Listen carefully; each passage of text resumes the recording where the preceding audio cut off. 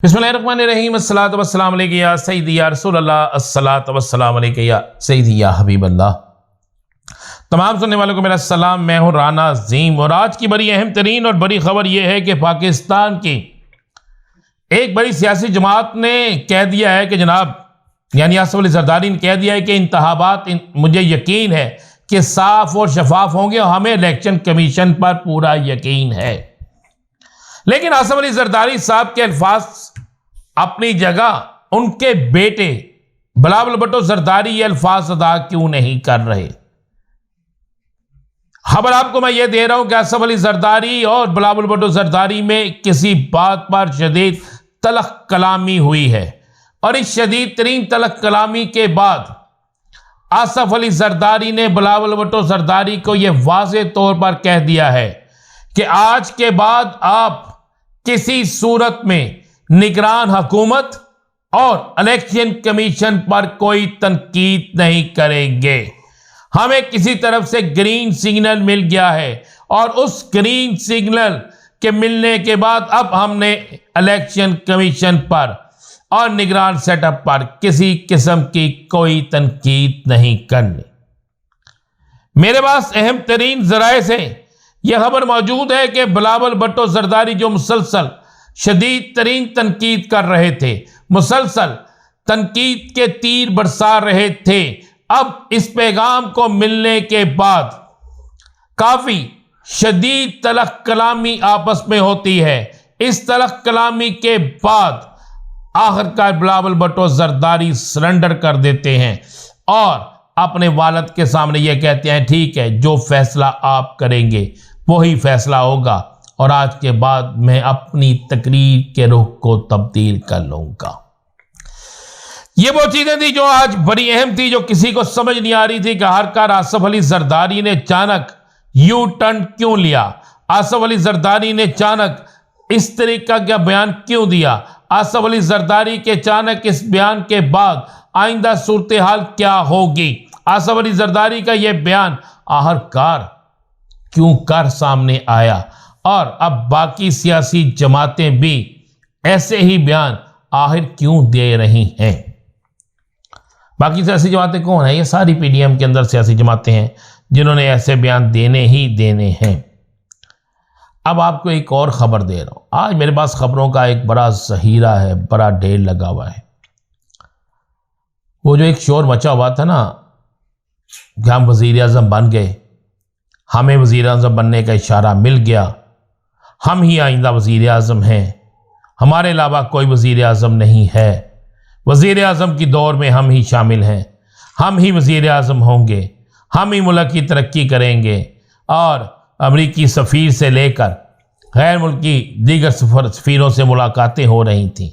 और ऐसे तासर दिया जा रहा था कि जैसे इलेक्शन से पहले ही सिलेक्शन हो गई है। तो खबर दे रहा हूं आपको, बड़ी अहम तरीन खबर यह है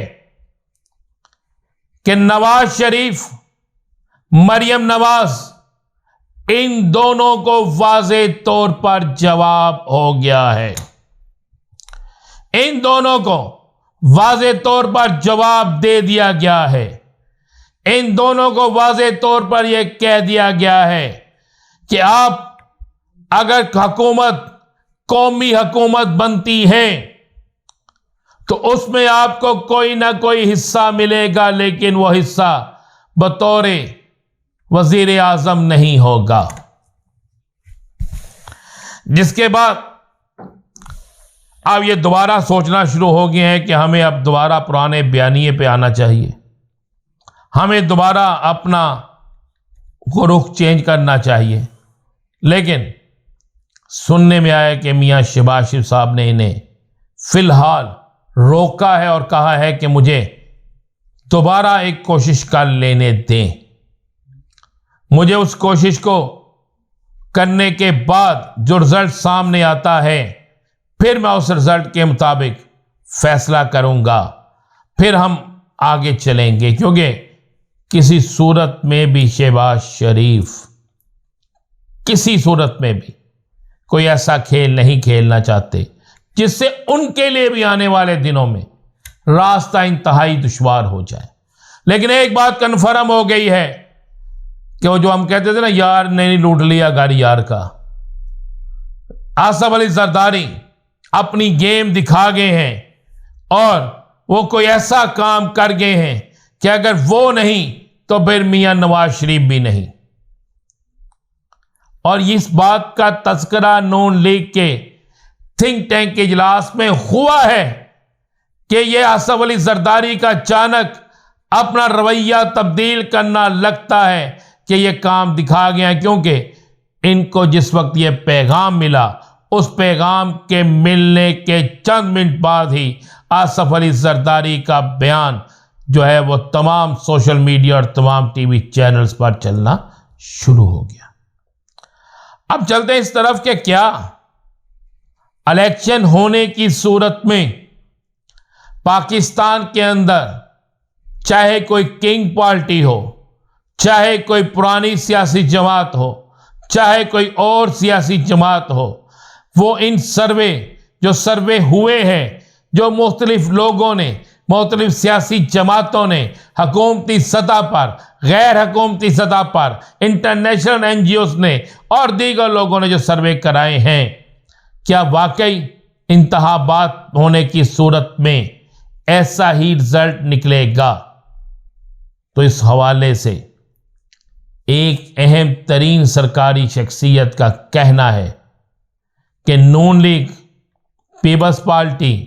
मौलाना Fazlur Rahman, ANP, MKM, GDA, बाप पार्टी, जमात इस्लामी समेत कोई भी सियासी जमात आज के दिन तक तहरीक इंसाफ का वोट बैंक ना तो मुतासर कर सकी है, ना तहरीक इंसाफ का वोट बैंक तोड़ सकी है। और अगर इलेक्शन के दिन वोटर बाहर निकल आया और 50% से ज्यादा टर्न आउट हुआ तो फिर PDM में शामिल कोई एक सियासी जमात भी जीतती हुई नजर नहीं आती, यानी अक्सरियत लेती हुई नजर नहीं आती, 50% सीटें लेती हुई नजर नहीं आती, 35% सीटें लेती हुई भी नजर नहीं आती, जिसके बाद इन तमाम सियासी जमातों को आहिस्ता आहिस्ता जवाब मिलना शुरू हो गया है। मुझे मेरे एक बड़े सीनियर तजियाकार भी हैं और मेरे उस्तादों की जगह भी हैं, उन्होंने मुझे खुद इस बात के हवाले से बताया कि इस वक्त सियासी जमातों के अंदर ये बहस चल रही है, ये गुफ्तगू चल रही है कि हमें मौजूदा सियासी हालात में इतनी मुश्किल और इतनी प्रॉब्लम आ रही है कि हमारे उम्मीदवार हलकों में इलेक्शन कैंपेन करने नहीं जा रहे। हमारे उम्मीदवार हलकों में इलेक्शन की कैंपेन तो दूर की बात है, इलेक्शन के लिए निकलने के लिए तैयार नहीं है, क्योंकि अवामी रद्द अमल इतना सख्त उनके खिलाफ आ रहा है कि वो कहते हैं कि हम शायद इलेक्शन ना लड़ें, हाँ हमें फरिश्ते वोट डाल दें तो फिर हम जीत सकते हैं, इसके अलावा जीतना किसी सूरत मुमकिन नहीं। मज़ीद क्या होगा ये तो 8 फरवरी को पता चलेगा, लेकिन आज तक के हालात यही हैं। इजाज़त दीजिए, अल्लाह।